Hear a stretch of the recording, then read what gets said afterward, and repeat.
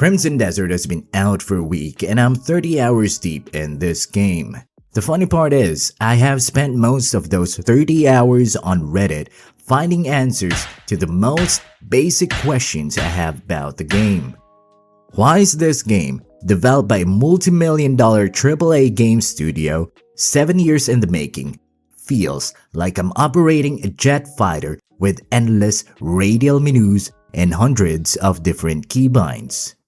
This is Crimson Desert, and is this the future of modern RPG games? Let's find out. Since the release, I've been playing Crimson Desert daily, and while the world is stunning, I can't help but feel like the game genre is moving in a direction that's more frustrating than fun. I'm not new to RPGs. I grew up on the classics: Skyrim, Assassin's Creed, Witcher 3, Elden Ring, Dragon's Dogma, Ghost of Tsushima, just to name a few. And back then, the magic wasn't in the complexity of the controls. It was on the scale of the world. I remember stepping into Whiterun in Skyrim for the very first time and got completely dwarfed by this massive living world. I want to be a hero. I wanted to slay dragons and craft legendary armors and swords. That game from a decade ago was a complete adventure. I'm able to progress through the whole game without checking on Reddit or YouTube for puzzles or how to navigate my controls. It was an absolutely unforgettable, awesome RPG experience. But now, that feeling is disappearing. The kid in me who used to get lost in the lore, the story, the ginormous map is now getting lost in the game's user interface. I play games to decompress and vent out from the stress of a 9-to-5 job where people are breathing down my neck about spreadsheets. So why, when I sit down and relax, am I met with endless menu-looking spreadsheets? Why does every basic action feels like it's been designed to be as tedious as possible? All of these are making me feel like a stranger in my own favorite game genre. To put this into perspective, let's talk about gathering. On the night of the release of Crimson Desert, I encountered this early quest.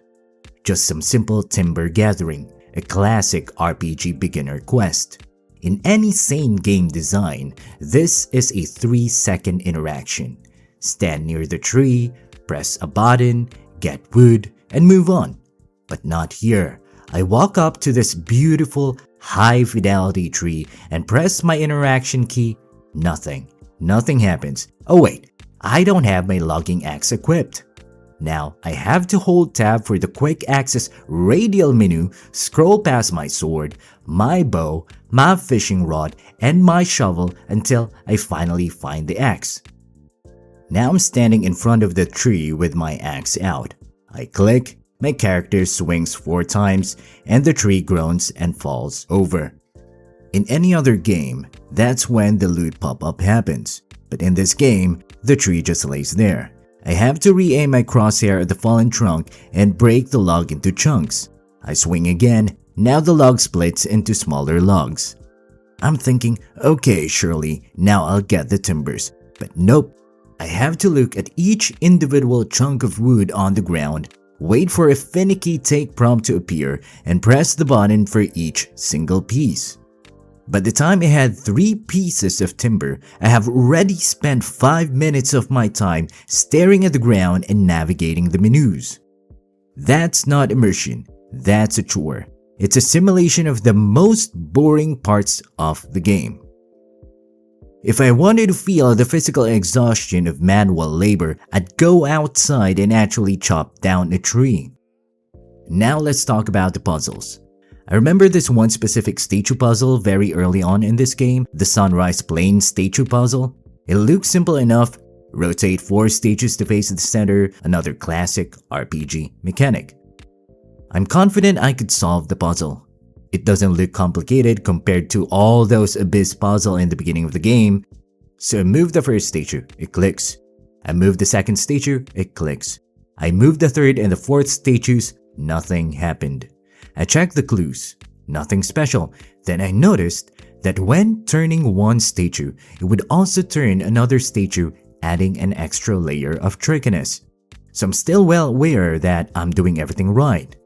I've spent over 20 minutes nudging these statues back and forth, and it's annoying, it's frustrating, it's painful getting stuck rotating all these digital stone dials instead of actually doing something epic.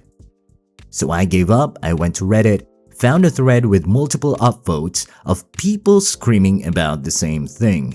It turns out, the statues didn't just need to face the center. It needed to be at a pixel-perfect angle. If you were off by a fraction of an inch, or if your character's foot bumped the statue slightly to the left, the trigger wouldn't fire. This is where I lose my patience.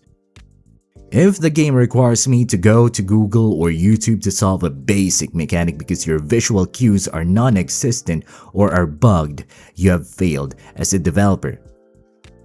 I believe good difficulty comes from logic and challenge. Bad difficulty comes from, I hope the player's guesses exactly where the developers put this invisible trigger box. When I have to watch a guy on YouTube say, okay, stand exactly here and look at this specific rock, that's not a puzzle, that's guesswork. I often see people praising this game's complexity, but I think many are confusing depth with complexity. Depth is having a combat system with high skill ceilings, where learning frame data or elemental reactions makes you better. Complexity is just adding more buttons to do the exact same thing. Here are some glaring examples. Why does the game require me to press 2 buttons just to interact with an NPC? Why do I have to button mash my shift button countless times just to sprint? Why is it that I have to go on full stop just to use fast travel feature? And why is it that the parry button and block button need to be on a separate button? These are all basic repetitive features I constantly use in the game. It's an endless loop of friction points throughout my journey, and it's breaking the immersion experience. I appreciate the effort that goes into making these systems complex and unique. It's amazing that for a $70 game like Crimson Desert, you get a world this dense. But when I only have 2 to 3 hours of playtime, I want to spend 90% of that feeling like a hero and chasing dragons, trolls, ogres, or killing world bosses. But instead, I'm spending 60% of my game time managing my inventory space, 30% navigating through 3 layers of menus just to turn on my lamp, and 10% actually playing the game. The menial tasks have taken center stage. The meat and bones of the experience are being buried by features that feel like they were added just to fill a checklist of look how realistic our game is. I know there are people out there who love the immersion, the simulator fans who want every single finger movement to be mapped to a button, and that's fine for a niche simulator. But for the RPG community at large, we're seeing an unhinged tidal wave of unnecessary quality of life regressions. Modern RPG developers are setting the bar to a new low by making movement, interactions, and even the basic UI feel like a struggle. They think it makes the game unique. They think it adds weight. But I think that's just all meaningless nonsense and are all simply there to fill space. For those of you still with me, let me be clear. I'm not here to trash on this game. Crimson Desert is fine. It's flat out okay. I didn't come into this expecting a life-changing narrative or a masterpiece of storytelling. I've played enough MMOs to know that the plot is usually just a coat of paint, and I'm fine with that. I also know that the first couple of months of any big RPG release are going to be infested with bugs. That's not a newsflash, it's just the industry standard at this point. But what I'm furious about is the sheer disrespect for the player's time. Having to sit here for 6 to 8 hours just to wrestle with the controls and memorize all these slop mechanics? That's not a game, it's a crash course. I shouldn't need a vocational degree just to navigate a modern RPG. It's a complete waste of time that adds zero value to the actual game experience. And my real concern isn't just this one game, it's where the entire open world genre is heading.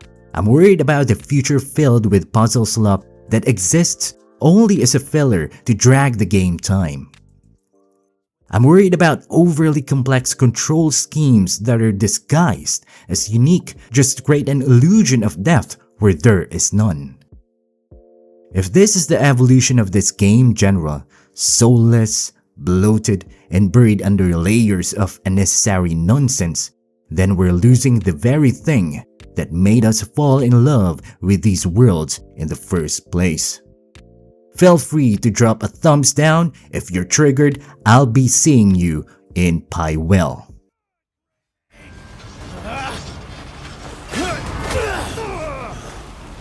Cocky prick!